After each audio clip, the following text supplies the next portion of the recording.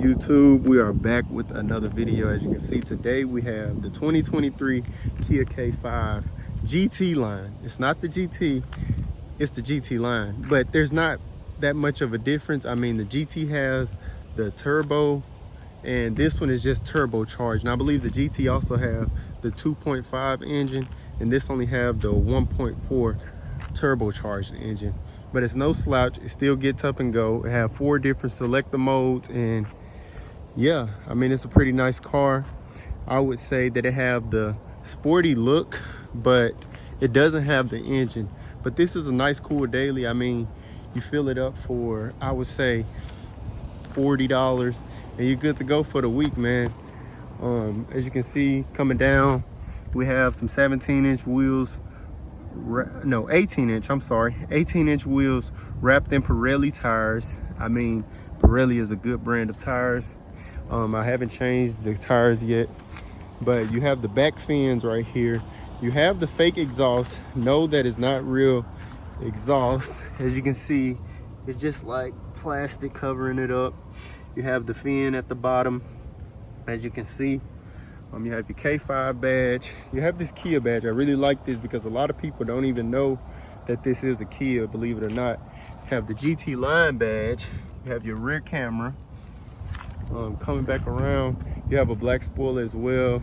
And as you can see, coming up, you got that slope and you got your panoramic roof. This is the best thing about this car, the panoramic roof. You have your net to catch the bugs. I like the way it just sleek and sit on top of the car. You have your keyless entrance. As you can see, this right here, that button right there is your keyless entrance.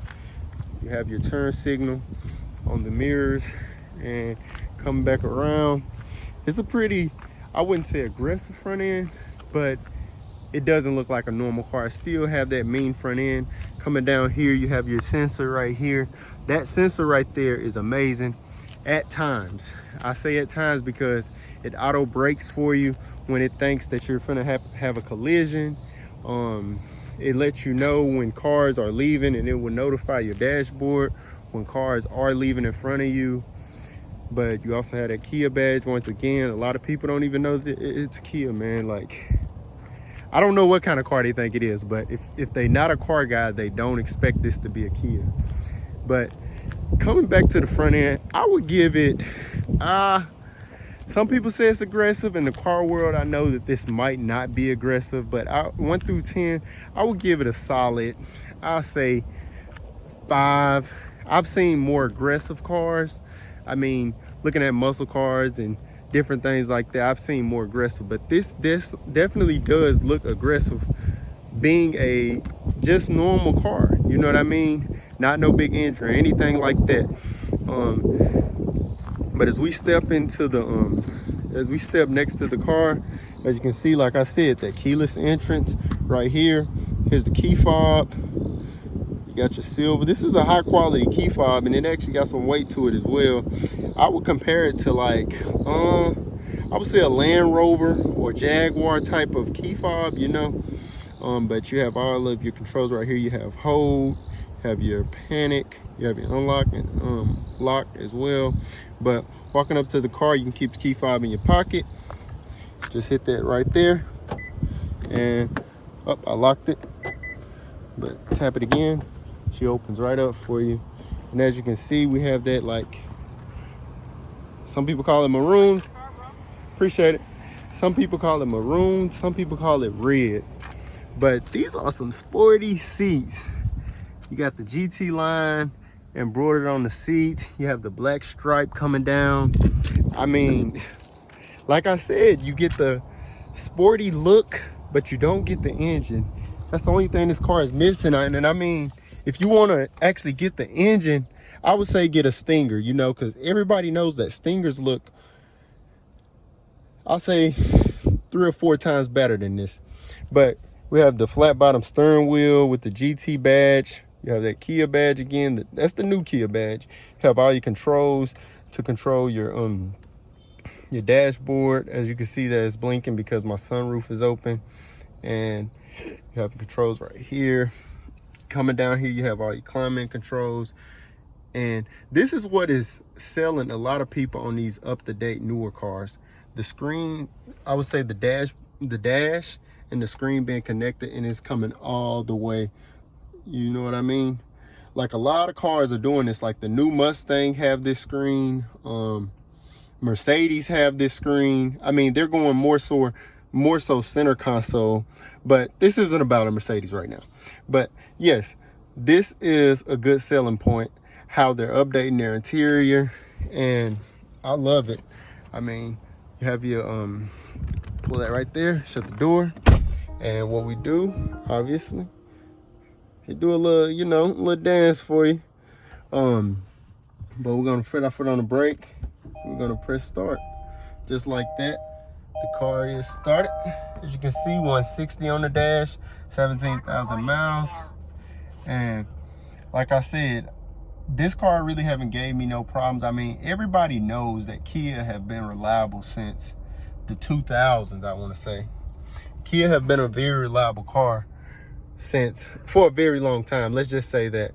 But as you can see, the media is off right now. Like I said, you have your climate controls, you have your defrost, rear defrost, you have your fan controls, defrost and feet, AC, different things like that. You got 2 USB ports right here, and then you also have a cell phone charging down here as well. That's a pretty unique touch. You have your different mode selectors, and let's go over here and I can show you. So we have smart mode. That's something like your eco. You have your normal mode when you're just cruising. Then you got your sport when you're gonna have a little fun or whatnot like that. And this car is no slouch, guys. You get on it and it's very torquey. That's what I would say. And then you have your custom mode. That way you I haven't selected the custom mode yet, but I'm pretty sure you can customize the steering wheel feeling. I would say the transmission, probably. I haven't customized it yet, so I'm not 100% sure. But coming up here, let's see what we got here. We can go to maps. You know, you got your navigation. You have your favorites down there. That's your star. You can go over here. You can select radio, media. If you want to have your phone connected, let's turn that down. Then you can do seek, do setup. I mean, it's a lot that you can do with this infotainment system, man. And look at all of these options. Look at all of these options. Vehicle selection, navigation, sound, connect your phone, user profile. That way, if 2 people are driving your car, they just go to their own profile. And if you have, depending on how you got your profile set up, the car is basically, the profile is basically going to be set up to the way you like it. You got the screen layout, and that's another good technique. You got voice recognition, but the screen layout is very good. I mean, I don't even know if this is a big deal to most people, having a screen layout or having it set up. Like, let's just say you want your navigation right here and your maps right here. I mean, if that's a big deal to you, I don't know what to tell you. But your wife, or let's just say your brother, sister, mom, whoever it is, get in the car, they don't want to see the navigation and the I'm having a brain fart, and the radio. They just want to see the navigation. I mean, that's what the user profile is good for. And you have your display for brightness or whatnot like that. You got your general, and general is just normal settings. I mean, let's click it. It's difficult trying to work this car and hold the phone and hold the camera. But as you can see, you got your date and time, language, keyboard, different things like that. But got your little sleek design. I would just say this is a very sleek car. Let's turn it off. And I don't know if I showed you guys, but your roof does come all the way back, so your rear passengers can look up at the sky too and see the stars or whatnot like that. I'm getting tongue tied. This is a nice design too. Like, just imagine if they didn't have this right here. I think this is what makes it look so sleek. But let's go to the back. Up, that door is unlocked. Hit that unlock button, and coming to the back, this is a pretty nice, decent size of rear room. I'm pretty sure that it could fit, I would say,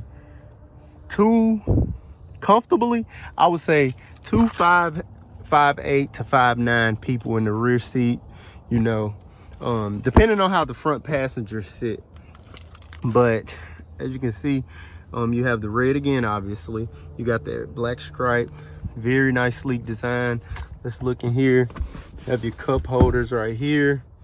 I wish they did have a center compartment that that your rear passengers can open up and probably store things in, but that's no big deal. I mean, nobody never sits in the back of my car, but that's just extra storage, man. Coming over here, you got the speaker, and you just have window controls. I mean, nothing too fancy.